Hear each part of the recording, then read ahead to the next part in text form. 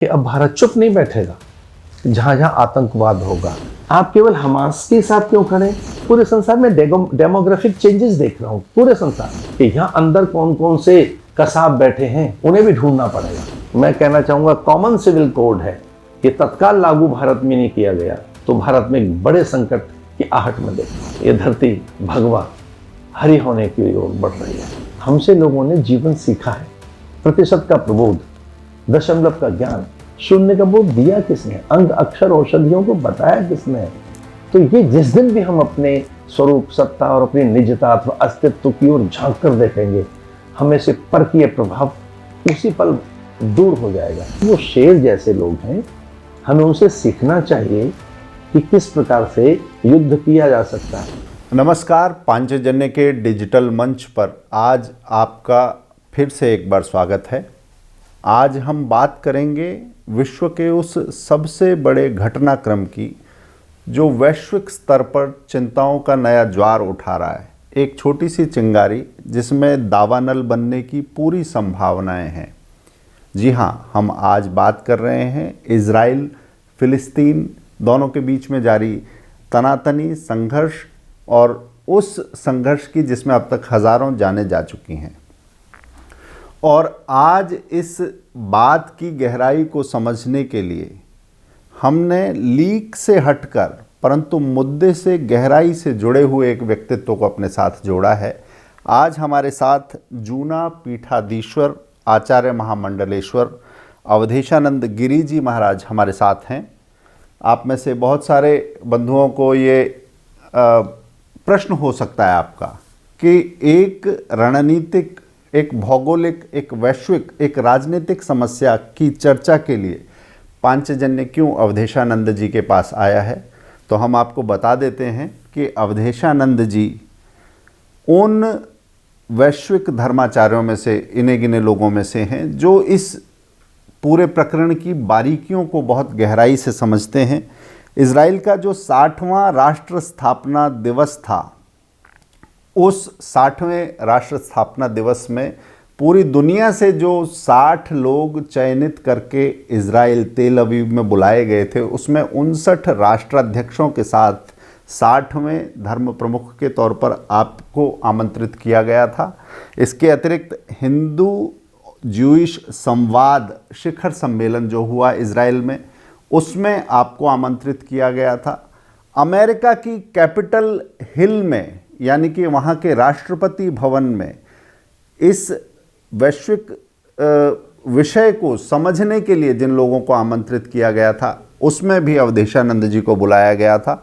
यानी एक वैश्विक समस्या है, उसका समाधान करने के लिए जो दुनिया भारत की ओर देखती है, वो दृष्टि क्या है, आज हम उसको समझने की कोशिश करेंगे। वहाँ की वस्तु स्थिति को समझने की कोशिश करेंगे, उस ऐतिहासिकता को समझने की कोशिश करेंगे और सही गलत के बीच में जो अंतर है, जो फांकें हैं, वो फांकें कैसे पाटी जा सकती हैं, उनको समझने की कोशिश करेंगे। आपका बहुत बहुत स्वागत है अवधेशानंद जी।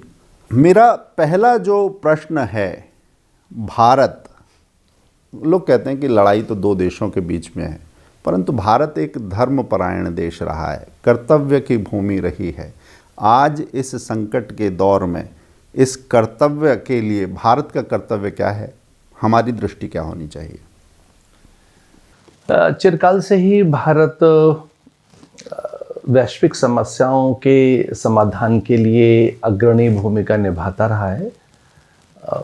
आध्यात्मिक विचारों के द्वारा, सामरिक नीतियों के द्वारा, कूटनीति के द्वारा, अपनी बौद्धिक क्षमताओं के द्वारा और बड़े शिखर सम्मेलनों में एक प्रभावी सक्रिय नेतृत्व प्रदान करते हुए भारत कभी भी बहुत पीछे नहीं रहा है। जब जब वैश्विक संघर्ष हुए, रही बात इजराइल की, तो इजराइल की जो समस्या है, वहाँ का जो द्वंद्व है, विशेषकर जो वहाँ आतंकवाद का एक दंश झेल रही जो यहूदी जो जाति है, वो जो समुदाय है, उसके सामने जो समस्याएं वही भारत के सामने रही हैं, बहुत लंबे समय से रही हैं।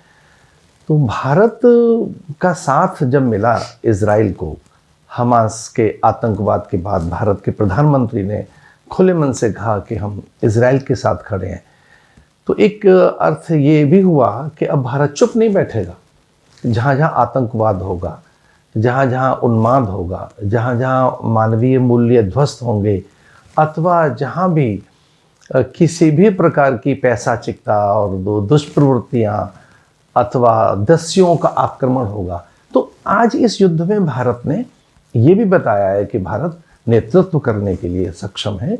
भारत के पास अब उस प्रकार की सामर्थ्य, शक्ति और अब भारत के पास उस प्रकार का एक बल भी है कि वह किसी देश में आए आतताइयों के आक्रमण पर वो चुप नहीं बैठेगा, जबकि भारत अब उसे अपना मित्र देश भी कहता हो।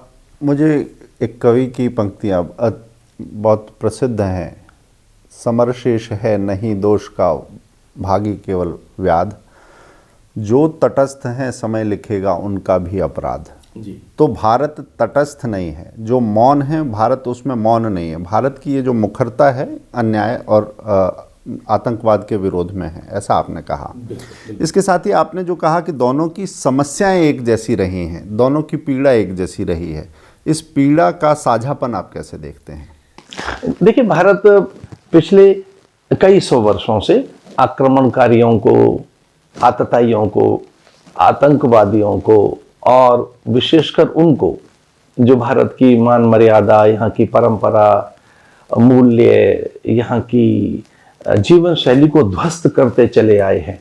यहाँ के मठ मंदिर लूटे गए, यहाँ एक पूरी धरती पर किस प्रकार का उपद्रव भारत ने देखा है। और पिछले दिनों कश्मीर में कि कोई ये कह दे, कोई एक आतताइयों का समूह आकर के हिंदू आप बस यहाँ से निकल जाओ, वैसा ही कुछ इजराइल में हुआ। उनकी खुद की धरती, वहां से उन्हें भगा दिया गया। लगातार युद्ध रहे, उस धरती पर युद्ध रहे हैं छद्म वेश को धारण करके आतताइयों के।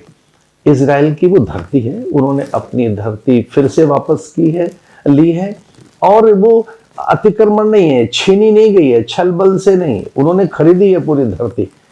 अपनी ही जमीन थी, उन्होंने फिर उसके बाद भी खरीदी है। तो अपनी धरती पर उन आतताइयों के आक्रमण को देखकर भारत को लगा है कि ये तो बिल्कुल एक जैसी हमारे परिस्थितियां हैं और हम उनके बल को कम नहीं आंक सकते। पूरे संसार में आज उनकी प्रौद्योगिकी, सूचना की तकनीक में, संचार संसाधनों में, विशेषकर अस्त्र शस्त्र में, आर्थिक नीतियों में जिस प्रकार का आज इजराइल का वर्चस्व है, और हाँ, इजराइल से हमें भी सब प्रकार की सहायताएं मिलती रहती है।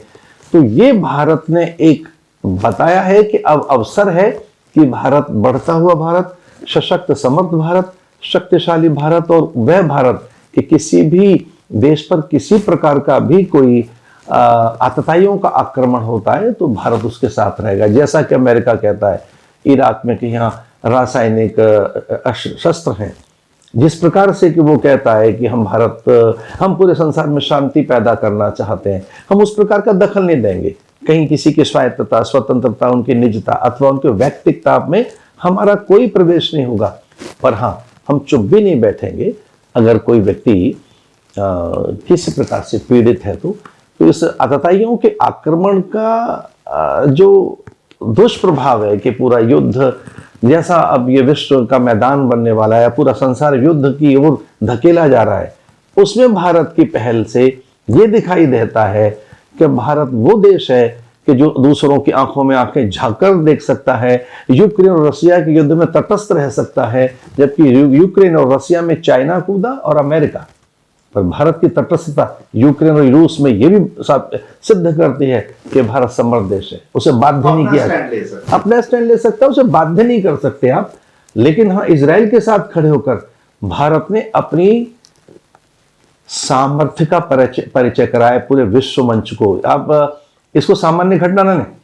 भारत अब ये कहने को तैयार है कि जहां कहीं भी मानवता और प्रकृति पर्यावरण पर या समूची इस धरती की स्वाभाविकता पर अगर कोई प्रहार होगा किसी प्रकार का, भारत चुप नहीं बैठेगा।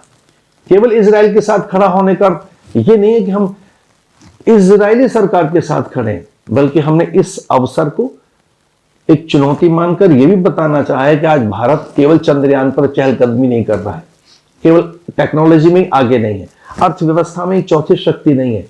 आज भारत सब प्रकार से विश्व का नेतृत्व करने के लिए सक्षम भारत है और उसका अपना स्टैंड है। सही और गलत के बीच में अंतर करते हुए अपनी बात को स्पष्टता से भारत रख रहा है।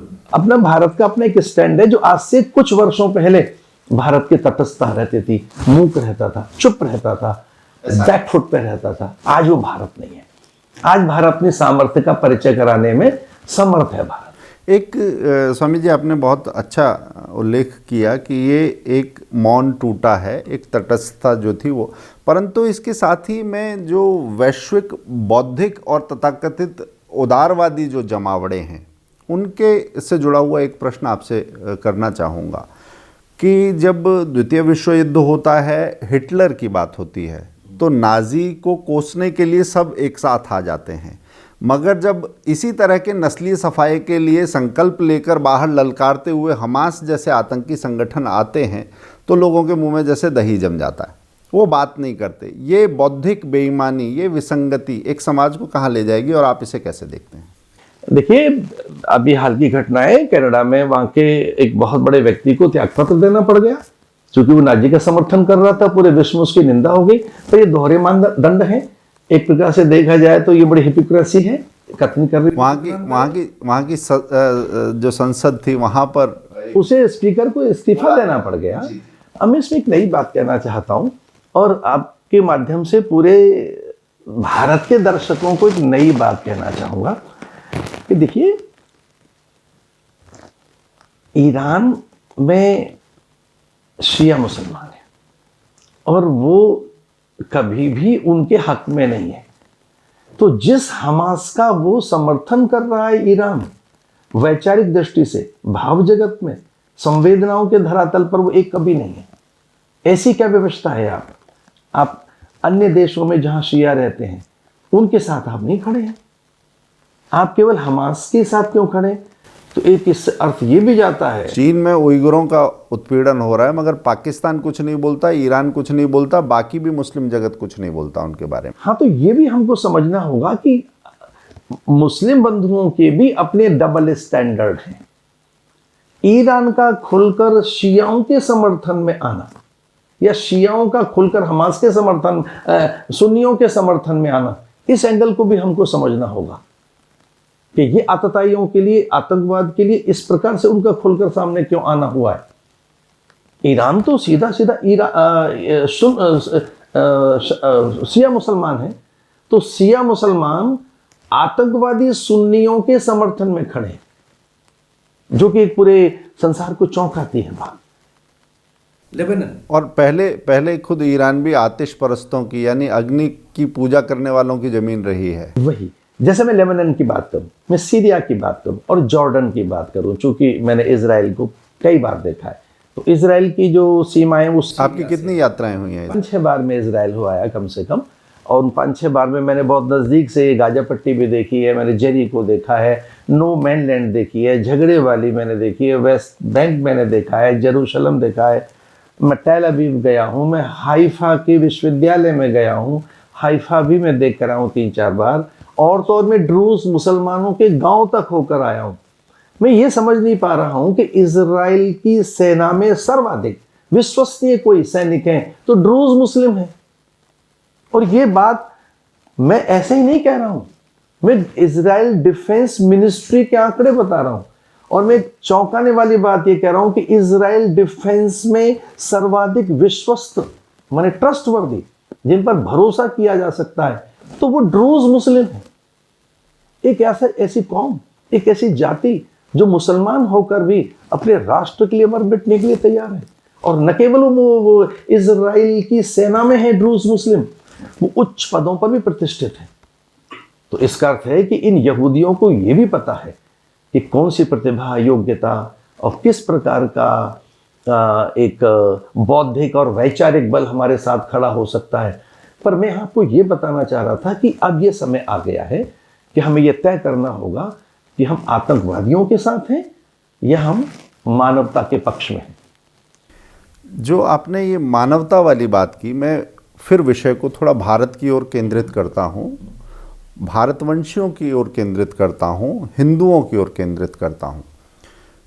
आज विश्व में हिंदू फोबिया, हिंदुओं के प्रति घृणा, ऐसे मामले लगातार बढ़ते हुए दिखाई दे रहे हैं और इसको एक नैरेटिव की ढाल, एक बौद्धिक ढाल देने का काम भी कुछ लोग कर रहे हैं।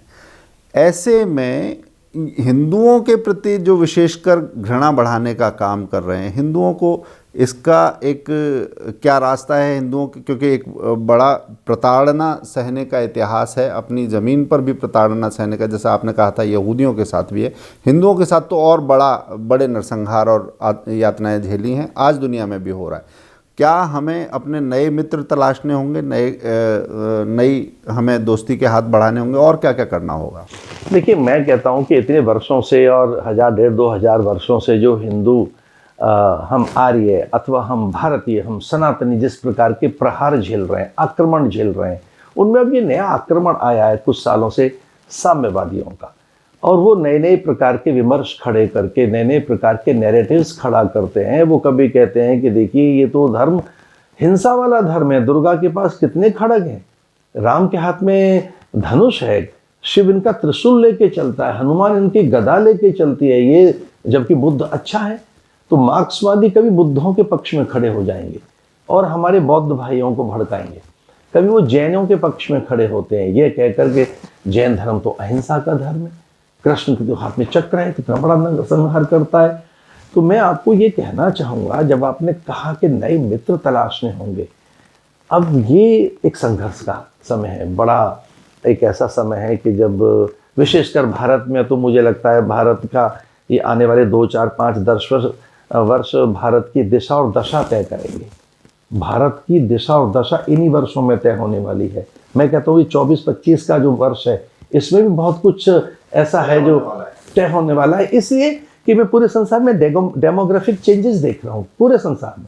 मैं आज से 30 साल पहले फ्रांस गया, आज फ्रांस की क्या स्थिति है आप देखिए। फ्रांस में 30 साल पहले क्या था, 77 में जिस ईरान में बहनें स्वतंत्रता के साथ जीती थी, उनके सर पे कभी पल्लू नहीं था। अल्जीरिया में, अर्जेंटीना में, लेबनान में, वहां कभी था ही नहीं। डेमेस्कस में, सीरिया में कभी नहीं था, वो खुलकर जी रहे थे। जॉर्डन में, आज वो सब हिजाम में है, आंख भी उनकी बंद कर दी गई है।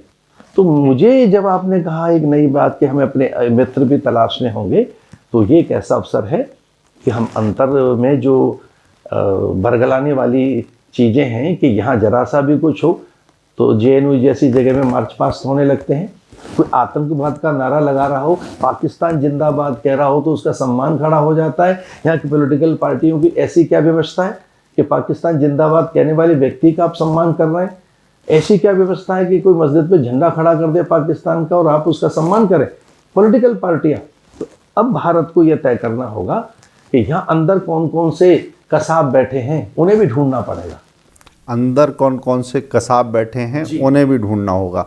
मैं एक इसी ये जो स्थिति है इसका थोड़ा सा फलक अगर बड़ा करें कि देश ही, अपने देश की नहीं, दुनिया में कई देशों के डायनामिक्स ऐसे बदले हैं। जैसे आपने नाम लिया, मैं अभी पिछले दिनों यूनाइटेड किंगडम में था, उस समय पर ये फ्रांस वाली घटना हुई। एफिल टावर के पास आग लगाना, पुरानी लाइब्रेरीज़ को फूंकना, सड़कों को जाम करना। आज फिर ये इजराइल का घटनाक्रम जब हमारे सामने है तो हमने देखा रूस में, दागिस्तान में एयरपोर्ट पर हल्ला बोल किया गया, लोगों के साथ मारपीट की गई। इसी तरह से सेंट्रल लंदन में पूरे बड़े मार्च निकाले गए। फ्रांस में भी ऐसा हुआ। और बाकी मुस्लिम जगत की लामबंदी के अलावा भी जो बाकी जगह शक्ति प्रदर्शन की शैली में ऐसे देश जहां पर, जिन देशों ने लोगों को शरणार्थियों के तौर पर जगह दी, वो अपने आश्रयदाता पर दबाव बनाने की ही नहीं, उसके हितों और उससे भी आगे बढ़कर उसके अस्तित्व पर चोट करने की कोशिश कर रहे हैं। इस मनोवृत्ति को आप कैसे देखते हैं? देखिए, तो सामने खुला ही है कि वो स्वीडन में गए, इसमें गए, इंग्लैंड में गए, उनकी नीतियां ऐसी हैं। आज मैं एक चौंकाने वाली बात बताऊं, देखिए क्रिश्चियन जहां कम हो गए हैं वो जगह इंग्लैंड है। अब वो 44% रह गए, बाकी के अन्य और हो गए। तो ये जो लोग हैं पहले शरण लेने जाते हैं, आश्रय के लिए जाते हैं, जीवन निर्वाह के लिए जाते हैं, फिर अपना विस्तार करते हैं और उस विस्तार में देखिए पूरा इंडोनेशिया चला गया है, मंगोलिया तक चले गए, कंबोडिया तक चले गए हैं, हमारे हाथ से पर्शिया चला गया है, पाकिस्तान चला गया, अफगानिस्तान चला गया है, हमारे हाथ से मलेशिया पूरा चला गया है, और तो और थाईलैंड का जो उत्तर भाग है जहाँ श्याम धरती थी।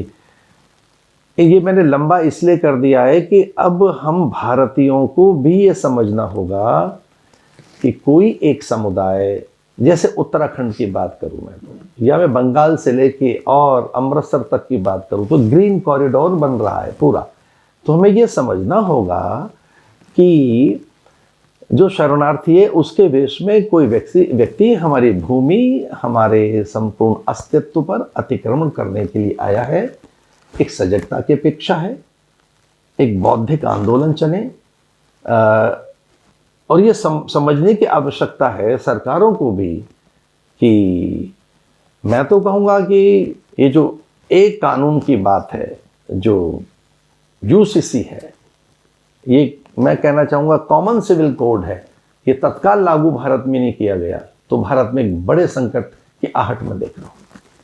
आपने जो बात की, मैं इसमें एक फाइनल लाइन एक और देखता हूँ। शरणार्थियों की बात की, मगर एक तो घुसपैठिए और शरणार्थी का अंतर, और दूसरा जो शरण के नाम पर आया है और उसका व्यवहार शत्रु जैसा है, ऐसे में धर्म क्या कहता है? शठे शाठ्यम समाचरेत। इसका धर्म में सीधा उत्तर ये है कि शठ को शठता से उत्तर देना होगा। इसका सीधा अर्थ है शत्रु को समझना होगा, शत्रु के प्रति औदार्य रखा जाए। फिलिस्तीनियों को भोजन तो भेज रहे हैं हम, पर हम तो आतंकवादियों के खिलाफ भी खड़े। भूखा व्यक्ति है, भोजन देंगे, लेकिन शत्रु हमारी भूमि पर अतिक्रमण करता है और हमें बेदखल कर देता है। अरे हम पहुंच कहाँ गए? पर्शिया कहाँ गया हमारे हाथ से? कहाँ निकल गई तक्षशिला हमारा? कहाँ गया हमारा पाटलिपुत्र? किस तरह से पूरी धरती पर कब्जा है। ये जो पूरी मनोवृत्ति है पूरी धरती पर कि किस तरह से वो गजबाए हिंद और उस तरह की जो प्रवृत्तियां हैं, इनको समझना होगा। छद्मवेश में बहुत तरीके के लोग घूम रहे हैं, उनको अगर हमने नहीं समझा और तत्काल अगर हमने इस पर एक चौकन्नापन और अपनी कोई नीति नहीं बदली, तो सच मानिए ये धरती भगवा हरी होने की ओर बढ़ रही है। बहुत से लोग, एक मेरे कोई हमारे परिचित थे, वो कह लगे स्वामी जी हरियाली तभी रह सकती है जब हरी और अली इकट्ठे रहें। मैंने कहा नहीं, ये हरियाली का अर्थ नहीं है। हरियाली हरी और अली के इकट्ठे होने से नहीं होगी। हरी का अर्थ है पूरी धरती उसकी है, उसे बदलो मत। आत्मन है प्रतिकूलानी, दूसरे को मत दो वैसा व्यवहार जो खुद को अच्छा नहीं लगता। ना ना ना, ये जो विस्तारवाद है ये विस्तार नहीं है, ये साम्राज्यवाद है, ये कॉलोनियल जो एटीट्यूड है, ये इसको समझना होगा। तो मेरे कोई परिचित थे, वो कह लेंगे स्वामी जी हरी और अली इकट्ठे होंगे तभी हरियाली इस धरती पर आएगी। मैंने कहा नहीं नहीं, वो सीधा हरा हरा इस धरती को करना चाहते हैं और ये हमें इस पर चौकन्ना पलना होगा। स्वामी जी, भारत ने दासता का एक लंबा दौर देखा है। कई शताब्दियों बाद ऐसा है, और बहुत सारे लोग ऐसा मानते हैं कि भारत एक स्वतंत्र दृष्टि और चिंतन के साथ खड़ा है, अपने नेतृत्व के साथ खड़ा है। परंतु पराधीनता काल में बहुत सारी सोच की जकड़न, या जैसे साम्राज्यवादी शक्तियों का जो शासन था, उसमें चीज़ों को औपनिवेशिकता के चश्मे से देखने की जो आदत पड़ गई है, उससे विकृतियां पैदा हो गई हैं। इन्हें आप कैसे देखते हैं? दूसरा, इनसे जो कमज़ोरियां पैदा हुई हैं उसके बारे में आचार्य कौटिल्य ने क्या कहा है, ऐसी दासता के बारे में? आगे का रास्ता कैसा है? कई देश ऐसे हैं जहाँ से निकल गए, वहाँ से ब्रिटिशर्स, डच और पोर्चुगीज़, उनके अब चिन्ह नहीं हैं। लेकिन हमारे यहाँ अभी भी शिक्षा जगत में और व्यवहार के जगत में, जीवन में दासता दिखाई देती है। आज भी उनके चिन्ह हैं। बहुत गहरे लॉर्ड मैकाले हमको प्रभावित करता है, बहुत गहरे कानून व्यवस्था हमको प्रभावित करती है, प्रशासनिक व्यवस्था हमको प्रभावित करती है। हाल में कुछ चीज़ें बदल रही हैं सरकार के द्वारा, मैं धन्यवादी हूँ सरकार का कि आईपीसी को बदलने की वो बात कह रहे हैं। दंड संहिता थी, अब वो न्याय संहिता की बात कह रहे हैं। तो पहले यहाँ थी दंड व्यवस्था, अब न्याय व्यवस्था, अब है न्याय व्यवस्था। नई एजुकेशन की नीति आई है, तो उसमें नई सोच, नई तरंग, नई उमंग, नव प्रकार का एक चिंतन जो कि मनुष्य में, विशेषकर भारतीय मनुष्यों में अधिक रहा है। स्वतंत्र सोच, अभिव्यक्ति का स्वातंत्र, अनुसंधान की प्रवृत्तियां, गवेषणा अथवा हमारी खोजी प्रवृत्तियां अन्य मनुष्यों से कहीं अधिक व्यापक हैं। लेकिन मैं अभी भी ये कहना चाहूँगा कि ये जो कॉलोनियल या औपनिवेशवाद या औपनिवेशिकवाद की जो मानसिकता है, उससे ग्रसित है भारत। ये एक सामान्य घटना है या दास्ता से उत्पन्न हुआ एक रोग, एक बीमारी है जो कुछ लोगों को लगी हुई है, भारत की चीज़ों पर टीका टिप्पणी करना, परंतु पश्चिम के या जिनके गुलाम रहे हैं उनके हित की दृष्टि से वो टीका टिप्पणी करना? देखो, अब मुझे ऐसा भी कहना है कि जो पाश्चिमात्य सभ्यता और संवेदनाएं, उनका किंचित आस्वादन करने के बाद मनुष्य अपनी ओर लौटा तो है, अपने आयुर्वेद की ओर लौटा है, योग की ओर लौटा है। ये संस्कारों के अभाव के कारण है। जब व्यक्ति अपने संस्कार, विचार और वैचारिक अधिष्ठान से विमुख होता है, जब अपनी मूल प्रकृति से विमुख होता है, तब वो निसंदेह दास्ता की ओर जाता है। जैसे बहुजन की बात है, तो ये हमारी घर की बहू बेटियों को चाहिए कि मैगी मैदा क्यों खिला रही है हमें? बहुत सी चीज़ें हैं जो 2 मिनट में मैगी बन सकती है, 2 मिनट में तो बहुत सी चीज़ें बन सकती है, बहुत सी चीज़ें ऐसी हैं। तो बहुजन में इतनी गुलामी क्यों है? आलू के भी व्यंजन हो सकते हैं कि केवल हम चिप्स ही खिलाते रहें। तो या जहाँ तक परिधान की बात है, जीवन के बहुत से ऐसे आयाम हैं कि जिनमें गुलामी पूरी दिखती है, दास्ता पूरी दिखती है। जब आप भारत के विचार की ओर लौटेंगे, तो भारत का विचारित हुआ है कोरोना में, जो काढ़े के रूप में, आयुर्वेद के रूप में, योग के रूप में पूरे संसार को संबल देता है। हम ये भूल जाते हैं कि हमसे लोगों ने जीवन सीखा है। प्रतिशत का प्रबोध, दशमलव का ज्ञान, शून्य का बोध दिया किसने? अंग अक्षर औषधियों को बताया किसने? तो ये जिस दिन भी हम अपने स्वरूप, सत्ता और अपनी निजता अथवा अस्तित्व की ओर झांक कर देखेंगे, हमें से परकीय प्रभाव उसी पल दूर हो जाएगा। पर दिक्कत ये है कि हम अपने स्वरूप में नहीं लौटना चाहते। हम अभी भी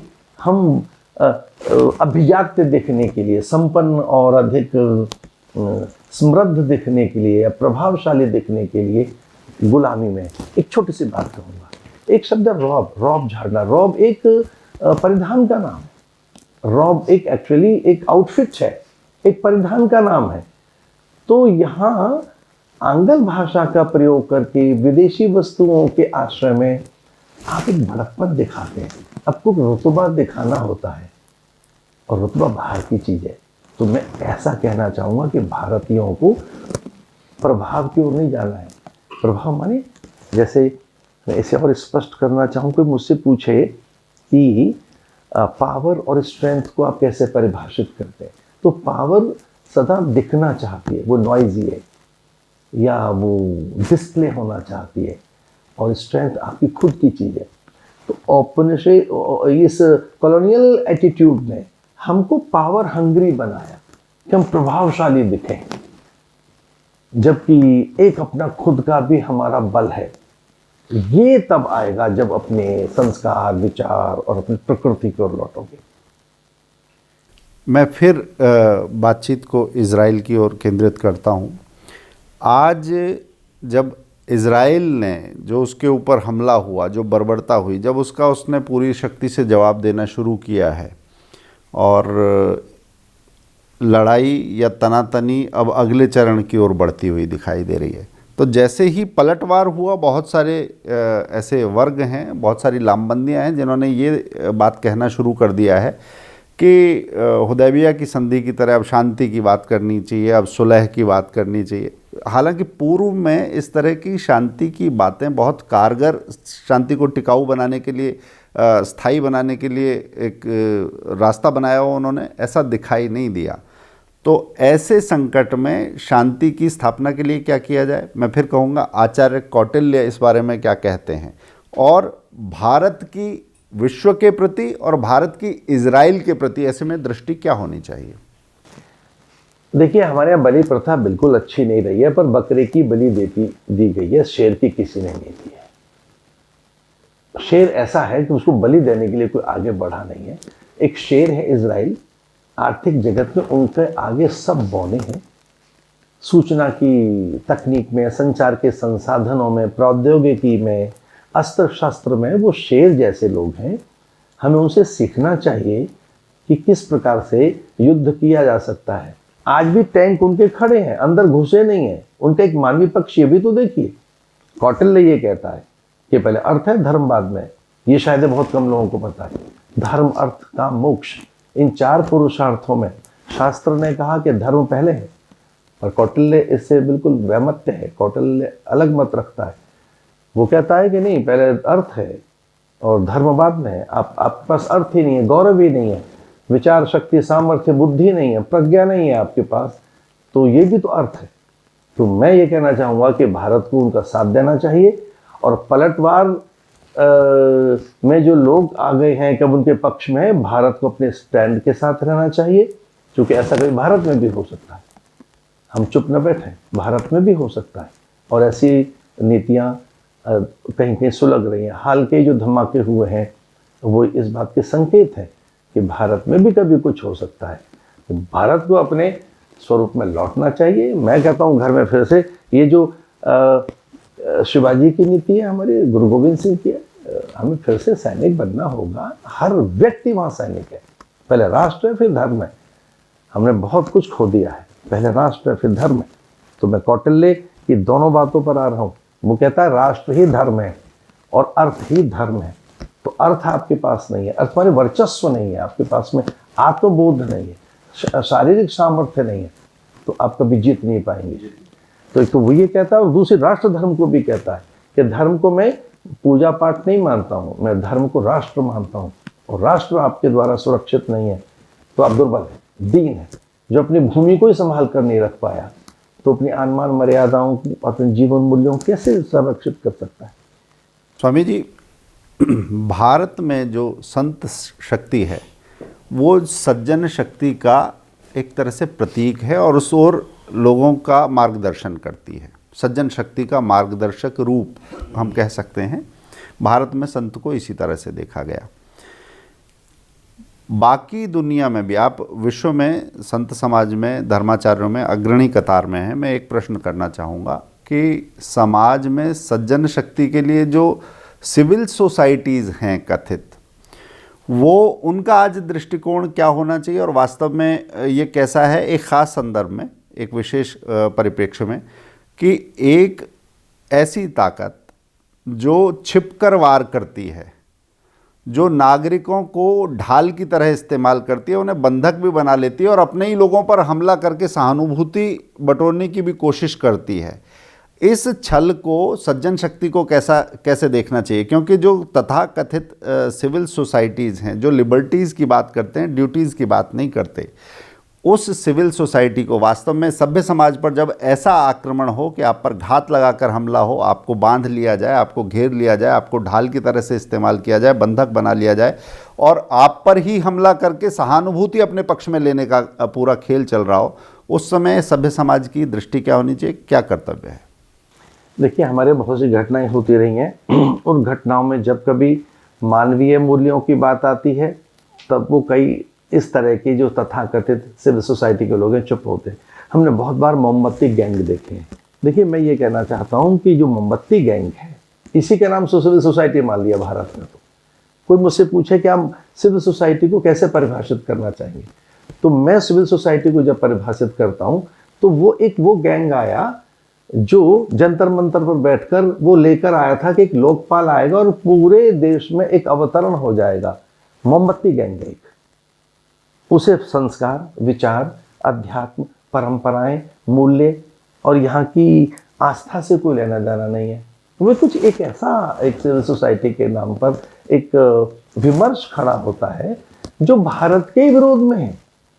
हमने तो जब जब सिविल सोसाइटी के आंदोलन देखे तो भारत के विरोध में देखे हैं। भारत के साथ तो कभी वो खड़े होते ही नहीं। लेकिन भाई, आज आवश्यकता इस बात की है कि यहाँ के युवा, यहाँ का प्रबुद्ध वर्ग, यहाँ का बुद्धिजीवी वो आगे आए और इस प्रकार के प्रहार को जो बंधक बना लिए गए हैं, छोटे बच्चों के साथ कत्लेआम हुआ है, कैसे महिलाओं को पीटा जा रहा है, वो उसके लिए मुझे लगता है मार्च होनी चाहिए सिविल सोसाइटी के द्वारा। अब खुलकर वो सामने आए और वो कहीं नहीं दिखाई दे रहे हैं, तो इसका अर्थ है कि वो बिल्कुल एक अलग नैरेटिव के साथ चलने वाले लोग हैं। लेकिन मुझे लगता है कि जो यहाँ मार्च होते रहे, इजरायलियों के कोई मार्च दिखा नहीं अभी तक, मोमबत्तियाँ दिखी नहीं है, मानव श्रृंखलाएं दिखी नहीं है, नुक्कड़ नाटक दिख नहीं रहे हैं उनके लिए। इसका अर्थ ये हुआ कि वो उस प्रकार के लोग हैं जो मशरूमिंग में कोई एक अचानक ही खरपतवार उगाती है अपने हित के लिए, उस प्रकार का एक सोसाइटी है। हमने जो एक व्यवस्थित ढंग से वैचारिक आक्रमण करने वाले गिरोहों की तो बात की, मगर क्या आपको लगता है कि जो इस तरह की विचारधारा है वो हर समाज के शत्रु हैं, और भारत के खास संदर्भ में हमें शत्रुबोध नहीं है क्योंकि हम में आत्मबोध नहीं है? क्या आपको ऐसा लगता है? बिल्कुल, ये बहुत अच्छी बात कह रहे हैं। ये सबसे बड़ी बात आज आपने कही है, और मैं धन्यवादी हूँ इस बात प्रश्न के लिए कि आपने एक अच्छा प्रश्न मुझसे किया है। हमें यही नहीं पता हमारा शत्रु है कौन। हम अभी तक भी भारत के व्यक्ति अपने शत्रु से परिचित नहीं है। हमारे अंतर में शत्रु बैठे हैं जो हमारी मान्यताओं पर प्रहार करते हैं। अब देखिए, अचानक PIL खड़े हो जाएंगे कि धुआं मत करिए। दीपावली पर अचानक धुआं बंद कराना चाहेंगे ये, कि दीपावली पर ये मिठाई बंद कराएंगे, दीपावली पर पटाखे नहीं चलेंगे। ये कावड़ के दिनों में कहते हैं ध्वनि प्रदूषण हो रहा है। तो एक अलग प्रकार के लोग हैं जो ठीक समय पर उगते हैं, वो हमें समझने होंगे कि गैंग किस तरीके से बाहर से निकल कर आता है। क्यों है? आत्मबोध नहीं, अपने अस्तित्व का बोध नहीं, अपनी निजता के प्रति गौरव नहीं है। जब व्यक्ति अपनी संस्कृति के प्रति गौरव नहीं करता, तब उस तरह के समाचारों में वो खड़ा होता है। मैं अयोध्या में पहुंचता हूँ कुछ पल के लिए। कुछ लोगों ने कहा ये सब भरत का किया करा है, एक भरत कर सम्मत कहीं, एक थे चुप हो गए, एक भरत कर सम्मत कहीं, एक उदास भाई सुन रही, कान मूद कर रद गई जी हाँ, एक कहीं ये बात अलीहा। तुलसीदास जी लिखते हैं। अयोध्या में भी उस समय एक ऐसे लोग थे जो कहते सब भरत का ही तो कहीं कारनामा नहीं है राम को वन में भेजने का। एक भरत कर सम्मत कहीं, दूसर उदास भाई सुन रहे। कुछ लोग चुप हो गए, कान मूद कर रद गई जी हाँ। कुछ लोगों ने कहा हम तो बोलेंगे ही नहीं, पर कुछ लोग थे जिन्होंने कहा नहीं नहीं, ये बात बिल्कुल असत्य है, कभी भी भरत राम के विरोध में खड़ा नहीं होगा, उठो और जगो। ऐसे को साधु महात्मा निकल कर आए, गली और चौराहे नुक्कड़ों पर वो अयोध्या में पहुंचे और राम के पक्ष में फिर से वातावरण बना। एक बात तो उदासी छा गई थी, राम और भरत को लेकर। और तो लक्ष्मण भी ये कहता है कि ये भरत सेना लेकर आया है। तो जब लक्ष्मण जैसे व्यक्ति के मन में एक भ्रम और संदेह पैदा हो सकता है, हम तो सामान्य प्राणी। अयोध्या में एक अलग तरीके का वातावरण है कि भरत ने ही कहीं राम को तो नहीं भेज दिया। और जब लक्ष्मण भी ये कह रहा है कि सेना लेकर वो आया है, तो कितनी बड़ी भ्रांति उस समय रह रही होगी। मैं भारतीयों से एक बात कहना चाहता हूँ कि अपने भीतर हुए छुपे हुए शत्रुओं को पहचाने को, या नैरेटिव्स खड़ा करते हैं वो नुक्कड़ नाटकों के द्वारा, सोशल मीडिया के द्वारा। उनके किस तरह की अपनी साइट्स हैं, छदम वेश में धारण करके वो किस तरह से नए रूप धारण कर लेते हैं। अंतर में शत्रु बहुत है, बाहर उतरे नहीं है। जो ये नई विमर्श गढ़कर, नई कहानियाँ गढ़कर जो भारत को अभिजात्य बनाने की बात कहते हैं, संपन्न, और भारत को अग्रणी, भारत को आगे ले जाने की बात कहते हैं, और हमारी बातों को दकियानूसी बता रहे हैं, तो आत्मबोध के अभाव के कारण ऐसा है। बहुत बहुत धन्यवाद अवधेशानंद जी। आज की इस चर्चा में बहुत सारे प्रश्न थे और एक विमर्श का बड़ा फलक था। आज हमने औपनिवेशिक दास्ता के चश्मे की बात की जो भारत की दिक्कतों का कारण बना हुआ है। इज़राइल में यहूदियों और फ़िलिस्तीनियों के बीच संघर्ष की बात की, उस न्याय की बात की जिसकी लड़ाई आज इजरायली लड़ रहे हैं, उस आतंक की बात की जिसके विरोध में पूरी दुनिया को एकजुट होने की आवश्यकता है।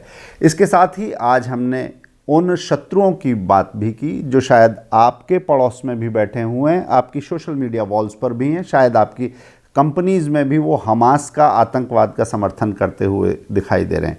आज हमारे साथ जूना पीठाधीश्वर आचार्य महामंडलेश्वर अवधेशानंद जी गिरी थे और उन्होंने इस पूरे प्रकरण की परतों को खोलकर हमें बताया है कि शायद मोर्चा शायद वहाँ होगा परंतु शत्रु आपके पास भी हैं।